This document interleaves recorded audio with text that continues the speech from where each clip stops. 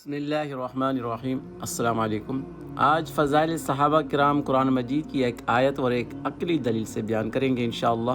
اللہ تعالیٰ نے قرآن مجید سورہ بقرہ آیت نمبر 13 میں فرمایا ہے وَإِذَا قِيلَ لَهُمْ آمِنُوا كَمَا آمَنَ النَّاسُ قَالُوا أَنُؤْمِنُ كَمَا آمَنَ السُّفَهَاءُ أَلَا إِنَّهُمْ هُمُ السُّفَهَاءُ وَلَكِنْ لَا يَعْلَمُونَ۔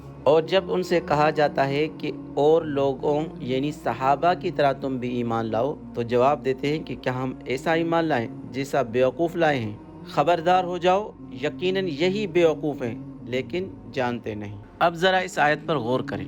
یہاں سوال یہ پیدا ہوتا ہے کہ اس آیت میں وہ کون لوگ مراد ہیں جن کی طرح ایمان لانے کا حکم دیا جا رہا ہے کہ ان کی طرح ایمان لے آؤ۔ اس آیت میں وہ مقدس ہستیاں شامل ہیں جو سب سے پہلے ایمان لائے تھے، یعنی صحابہ کرام، سابقون الاولون۔ یعنی اللہ تعالیٰ منافقین اور کفار سے فرما رہے ہیں کہ تم بھی ایمان لاؤ جیسے صحابہ ایمان لائے ہیں۔ لیکن منافقین اور کفار نے کیا جواب دیا؟ انہوں نے کہا کیا ہم بھی ایمان لائیں ایسا جیسے یہ بیوقوف ایمان لائے ہیں؟ اب ذرا اللہ تعالیٰ کا جواب دیکھیں۔ اللہ تعالیٰ نے فرمایا خبردار، اصل میں بیوقوف تم ہو لیکن تم جانتے نہیں ہو۔ اب سوال پیدا ہوتا ہے کہ ان منافقین اور کافروں نے صحابہ کو بیوقوف کیوں کہا؟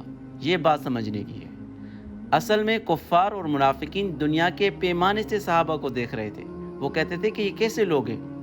اپنا مال چھوڑ دیا، اپنا گھر چھوڑ دیا، اپنے خاندان کو چھوڑ دیا، اور بدلے میں کیا ملا؟ نہ دولت، نہ آرام، نہ سکون، بلکہ ملا کیا؟ تکلیفیں، مصیبتیں، فاقے، ظلم و ستم۔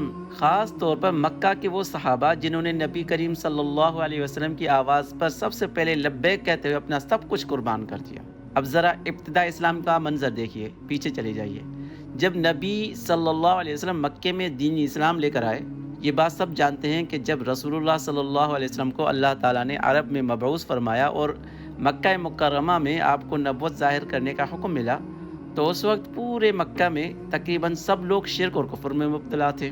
جب آپ صلی اللہ علیہ وسلم نے اسلام کی دعوت دی تو سب سے پہلے آپ کے اپنے قریبی رشتہ دار اور قبیلے کے لوگ ہی اس دعوت کے مخالف بن گئے، یعنی آپ صلی اللہ علیہ وسلم کے دشمن بن گئے۔ کوئی آپ کو مجنون کہتا تھا، نعوذ باللہ، کوئی دیوانہ کہتا تھا، نعوذ باللہ، حالانکہ آپ صلی اللہ علیہ وسلم اللہ کے سچے رسول تھے۔ تقریباً 6 سال تک آپ صلی اللہ علیہ وسلم لوگوں کو دعوت دیتے رہے، لیکن اس طویل عرصے میں صرف چند لوگ مسلمان ہیں، اور وہ بھی 40 سے کم تھے۔ چاروں خلفائے راشدین بھی ان 40 صحابہ میں شامل تھے جو ایمان لا چکے تھے۔ اب ذرا سوچیں، اس وقت جنہوں نے اسلام قبول کیا ہوگا ان کا اسلام کیسا ہوگا، ان کا ایمان کیسا ہوگا؟ کیونکہ اس وقت اسلام کے پاس کیا تھا؟ مسلمانوں کے پاس کیا تھا؟ نہ حکومت، نہ طاقت، نہ دولت، نہ کوئی دنیاوی فائدہ، بلکہ مسلمان ہونے کا مطلب تھا ظلم برداشت کرنا، تکلیفیں اٹھانا، سماجی بائیکاٹ، جان و مال کا خطرہ۔ پھر 6 سال کے بعد جب اسلام کی دعوت کھل کر ہونے لگی تو مکہ والوں نے مسلمانوں پر ظلم کی انتہا کر دی، یہاں تک کہ رسول اللہ صلی اللہ علیہ وسلم اور صحابہ کرام مکہ چھوڑ کر مدینے کی طرف ہجرت کر گئے۔ ہاں، پھر مدینے پہنچنے کے بعد آہستہ آہستہ اسلام پھیلنا شروع ہوا۔ پھر چند ہی سالوں میں اسلام اس قدر پھیلا کہ سینکڑوں سے ہزاروں اور ہزاروں سے لاکھوں لوگ جوگ در جوگ اسلام میں داخل ہونے لگے۔ اب یہاں غور کرنے کی اصل بات یہ ہے کہ وہ لوگ جو سب سے پہلے اسلام لائے، یعنی 6 سال کے اندر جب مسلمانوں کی تعداد 40 یا اس سے بھی کم تھی، جنہوں نے سب سے پہلے رسول اللہ صلی اللہ علیہ وسلم کو بات کو سچ مانا، انہوں نے بغیر کسی توقف کے کلمہ پڑھا، اپنے آباء و اجداد کا دین چھوڑا، اپنے خاندان کی مخالفت برداشت کی، اپنے قبیلے سے علیحدگی اختیار کی۔ آخر انہوں نے ایسا کیوں کیا؟ یقیناً اس کے پیچھے کوئی بڑا سبب ضرور تھا، کیونکہ یہ بات سب جانتے ہیں کہ اپنے باپ دادا کے دین کو چھوڑنا آسان نہیں ہوتا، اپنی آسائشیں چھوڑ کر مصیبتیں برداشت کرنا آسان نہیں ہوتا۔ کوئی انسان بغیر کسی مضبوط مقصد کے ایسا نہیں کرتا۔ اب اگر ہم غور کریں تو ابتدائی مسلمانوں کے ایمان لانے کے صرف 2 ممکنہ سبب ہو سکتے ہیں۔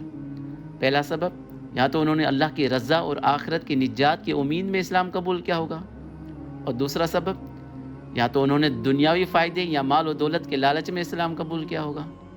اب اگر ہم پہلے سبب کو مان لیں کہ انہوں نے اللہ کی رضا کے لیے اسلام قبول کیا تھا، تو پھر یہ بات عقل میں نہیں آتی کہ ایسے لوگ بعد میں کیسے دین اسلام سے پھر گئے، کیسے اسلام سے پھر جاتے ہیں؟ جو لوگ اللہ کی خوشنودی کے لیے ایمان لائیں، گھر بار چھوڑ دیں، تکلیفیں برداشت کریں، وہ کبھی اس دین سے نہیں ہٹ سکتے، بلکہ وہ مرتے دم تک ایمان پر ثابت قدم رہنے والے تھے۔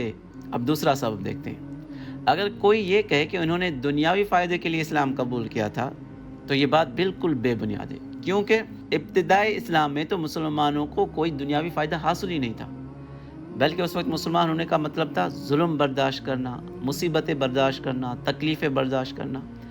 لہٰذا کوئی عقل مند انسان یہ تصور بھی نہیں کر سکتا کہ صحابہ کرام دنیاوی لالچ کے لیے مسلمان ہوئے تھے۔ اس سے صاف ثابت ہوتا ہے کہ صحابہ کرام کا اسلام لانا خالص اللہ کی رضا اور آخرت کی نجات کے لیے تھا، اور جب یہ بات ثابت ہو گئی تو پھر یہ بات بھی واضح ہو جاتی ہے کہ ایسے لوگ کبھی منافق نہیں ہو سکتے، بلکہ وہ اپنی زندگی کے آخری لمحات تک ایمان پر ثابت قدم رہے۔ اس لیے سورہ بقرہ کی اس آیت 13 میں کفار نے صحابہ کو بیوقوف کہا، کیونکہ وہ دنیا کو دیکھ رہے تھے، اور اللہ تعالیٰ نے انہیں بیوقوف قرار دیا کیونکہ وہ آخرت کی حقیقت کو نہیں سمجھ رہے تھے۔